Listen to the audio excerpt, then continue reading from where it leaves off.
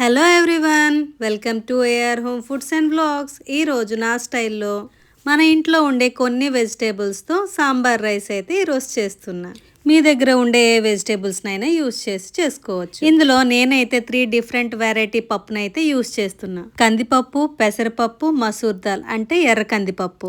నేనైతే 1 glass of rice అయితే తీసుకున్నా. మనం తీసుకునే దాల్ వెరైటీస్ అయితే 1/2 గ్లాస్ అయితే రావాలి. ఇక వెజిటేబుల్స్ కి వస్తే మీకు నచ్చే వెజిటేబుల్స్ గానీ అలాగే ఇంట్లో మిగిలిపోయే వెజిటేబుల్స్ గానీ వాడుకోవచ్చు. ఈ రెసిపీ అయితే మెయిన్ ఆఫీస్ గోయింగ్ వాళ్ళకి అలాగే బ్యాచిలర్స్ కి పొద్దున్న హడావిడిగా లంచ్ బాక్స్ ప్రిపరేషన్ చేసే మమ్మీస్ కి ఈ సాంబార్ రైస్ అన్నది హెల్త్ కి హెల్త్, టేస్ట్ కి టేస్ట్, అలాగే మంచి టైం సేవింగ్ రెసిపీ. ఖచ్చితంగా ట్రై చేయాల్సిన రెసిపీ. నేను చూపించే ఈ రెసిపీ అయితే చాలా యూస్ఫుల్.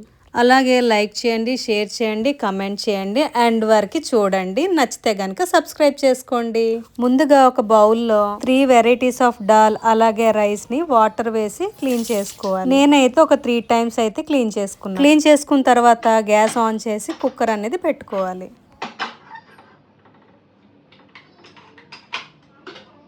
తర్వాత మనం క్లీన్ చేసుకున్న రైస్ దాల్ని కుక్కర్లో వేసుకోవాలి. అలాగే వీటిని ఉడికించడానికి తగినంత వాటర్ని అయితే యాడ్ చేసుకోవాలి. మెజర్మెంట్ ఎలా అంటే 1 గ్లాస్ ఆఫ్ టోటల్ మిక్స్ కి 3 or 3.5 గ్లాస్ ఆఫ్ వాటర్ని అయితే యాడ్ చేసుకోవాలి. విజిల్స్ వచ్చినంత వరకు కుక్ చేసుకోవాలి.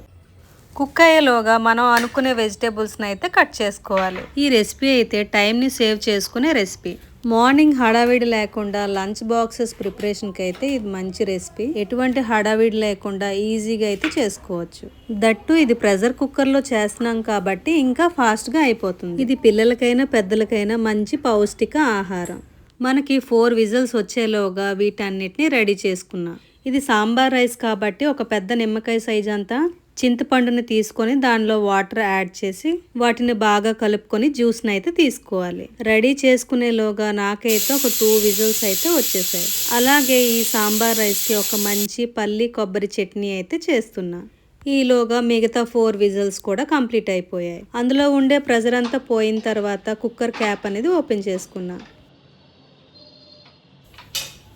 తర్వాత బాగా కలుపుకోవాలి. ఇది ఎలా ఉంటుందంటే రైస్ అనేది బాగా పేస్ట్ కాకుండా రైస్ ని ఓవర్ కుక్ చేస్తే ఎలా ఉంటుందో అలా ఉండాలి. తర్వాత 1 by 1 మనం కట్ చేసుకునే ఈ ముక్కలన్నిటిని యాడ్ చేసుకోవాలి. అలాగే మనం ముందుగా రెడీ చేసుకున్న చింతపండు రసాన్ని అయితే యాడ్ చేసుకుంటున్నాం. తర్వాత ఇందులో కొంచెం పసుపు పొడి, టేస్ట్ కి సరిపడినంత కారం, అలాగే సాల్ట్ ని కూడా యాడ్ చేసుకోవాలి. మీకు కావాలనుకుంటే ధనియాలు, జీలకర్ర పొడిని కూడా యాడ్ చేసుకోవచ్చు. ఈ విధంగా కలుపుకున్న తర్వాత నేను చూపించే విధంగా సరిపడినంత వాటర్ ని అయితే యాడ్ చేసుకోవాలి. ఎందుకంటే ఈ ముక్కలన్నీ ఉడకడానికి, అలాగే సాంబార్ రైస్ కాబట్టి ఇది కొంచెం లిక్విడ్ గా ఉంటుంది. నేనైతే ఇలా ముక్కలు ఉడకడానికి టైం పడుతుందని మళ్ళీ ఇంకొక విజిల్ కి అయితే కుక్కర్ క్యాప్ అనేది పెట్టేశాను. ఇంకొక విజిల్ వచ్చేలోగా నేనైతే 1 సైడ్ నుంచి అయితే నేను పీనట్ అండ్ కోకోనట్ ని రెండింటిని పచ్చడి చేసుకున్నాను.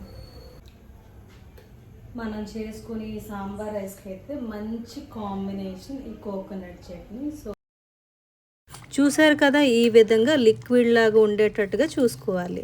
వీటన్నిటిని తాలింపు పెట్టుకుంటాం.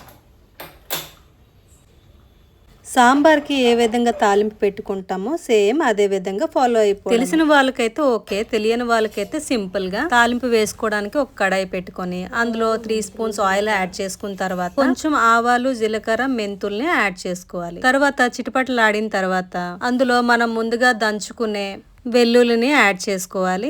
అలాగే ఎండుమిర్చి, పచ్చిమిర్చి, చిన్న దంచిన అల్లం ముక్కని కూడా యాడ్ చేసుకున్న తర్వాత కరివేపాకుని యాడ్ చేసుకోవాలి. ఇది కొంచెం ఫ్రై అయ్యాక చివర్లో ఇంగువ పొడిని అయితే యాడ్ చేసుకోవాలి.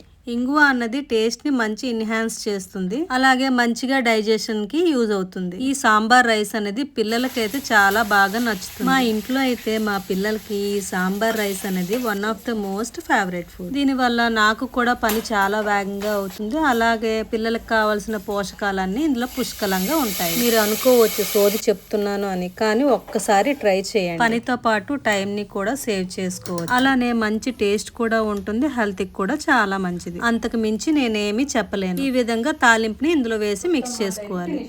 ఇప్పుడైతే మనం సర్వ్ చేసుకుందాం. నేను చేస్తున్న ఈ ప్లేటింగ్లో సాంబార్ రైస్తో పాటు మనం ముందుగా రెడీ చేసుకున్న పీనట్ కోకోనట్ చట్నీని అయితే యాడ్ చేసుకొని, అలాగే మంచి కాంబినేషన్ ఈ సాంబార్ రైస్కి పాపడ్ కూడా. మీరు ఖచ్చితంగా ట్రై చేయాల్సిన రెసిపీ. మీరు ఫుల్గా ఈ రెసిపీని వాచ్ చేస్తే గనక ఒక చిన్న లైక్ చేయండి. మళ్ళీ కలుద్దాం నెక్స్ట్ వ్లాగ్లో.